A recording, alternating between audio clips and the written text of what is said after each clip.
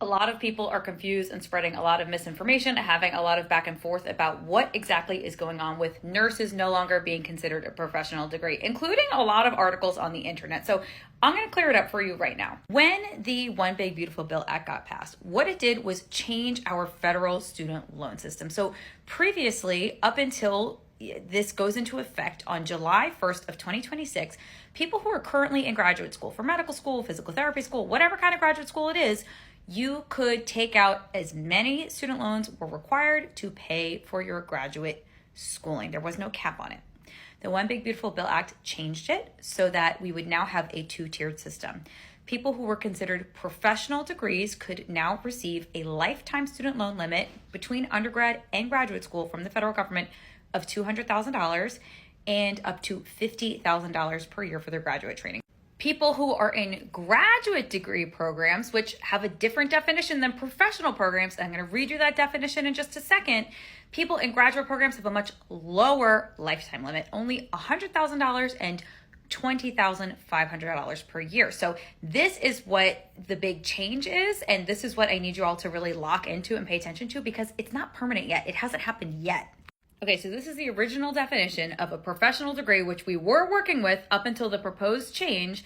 This is a screenshot from the summer when I made a video about this. Okay, so a professional degree requires both completion of the academic requirements for beginning practice in a given profession, and a level of professional skill beyond that normally required for a bachelor's degree.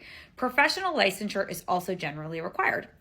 Examples of a professional degree include, but are not limited to, remember that language, are not limited to, pharmacy, dentistry, veterinary medicine, chiropractic, law, medicine, optometry, osteopathic medicine, podiatry, and theology. Under this definition, the majority of healthcare professionals getting master's degrees and doctorate degrees, like psychologists, speech and language pathologists, like CRNAs, like nurse practitioners, nurse midwives, and so on, we would all fall under this category, and we should be able to access that higher federal loan limit, which is essential because these degrees are very expensive and required to enter practice. And we need the fair federal loan system in order to make it accessible. This is the proposed definition change that came out in October. It is not a law. It is not a bill. It has not been locked in yet. And this is what's going to hurt healthcare professionals that require master's degrees and doctorate degrees. So the new definition proposed of a professional student: a student enrolled in a program of study that awards a professional degree upon completion of the program. A professional degree is a degree that signifies both completion of the academic requirements.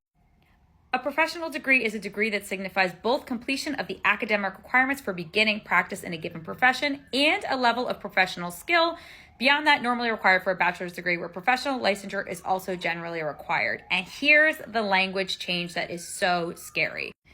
The next part of the sentence reads, and includes the following degrees. They took out the phrase, but is not limited to. And includes the following degrees: pharmacy, dentistry, veterinary medicine, chiropractic, law, medicine, optometry, osteopathic medicine, podiatry, or theology. So now, instead of anyone who required a master's degree or doctorate degree to enter practice, that, otherwise would have met the definition of professional degree, and they have some other qualifiers below it that describe the nature of a professional degree, nobody else counts except for these 10 professions. Not psychologists, not CRNAs, not nurse midwives, not practitioners, not speech and language pathologists.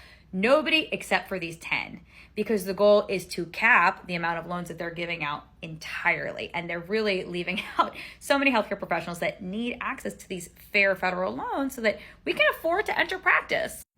By not including advanced practice nurses like nurse midwives, nurse practitioners, CRNAs, by not including psychologists, speech and language pathologists, physical therapists, occupational therapists, and so on in the definition of professional degree, you're going to force people to go to the private market for student loans, just like what people do for undergrad, right? Federal loans have always been capped for undergraduate loans, and it never drove down the cost of tuition. People instead went to the private market, but those loans have higher interest rates and they're more predatory. And we all know that graduate school is even more expensive, right? Even more years of education.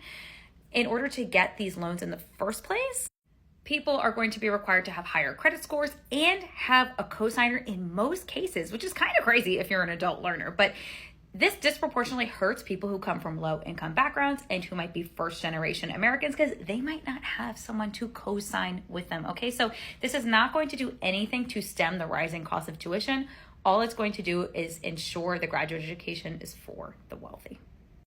Tying it all in a little bow, one big beautiful bill act got passed. Anyone who takes out their first set of graduate school loans after July 1st of 2026 is now going to have to be defined as either a professional student or a graduate student, right? Professional students get $200,000 lifetime annual limit, $50K per year. Graduate students get $100,000 lifetime limit, $20,500 a year. Most people will now fall under the category of graduate student if this new definition passes. This new definition is not a law, it's not a bill, it is a proposed definition change from within the Department of Education.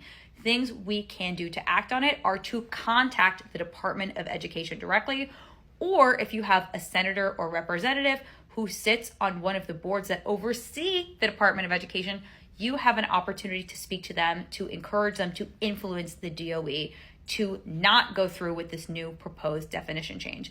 Soon, there will be a public comment period open where all of us can comment on it. So I'm going to be keeping an eye out for that. And as soon as it opens up, I will let you know. So please stay tuned for more. But let's please also be very, very clear on what's happening so we can get our definitions straight. No one has stripped away nursing from being a professional degree. Nursing is not a graduate degree. Nursing was never really affected by this at all. It does, however, disproportionately affect advanced practice nurses, such as CRNAs, such as nurse midwives, such as nurse practitioners, who are crucial for delivering healthcare all across this country. It also disproportionately affects other healthcare professionals like physical therapists, occupational therapists, psychologists, and more. So we do need to be vigilant about this. We do need to stay on top of it, and we do need to act before this change goes into effect.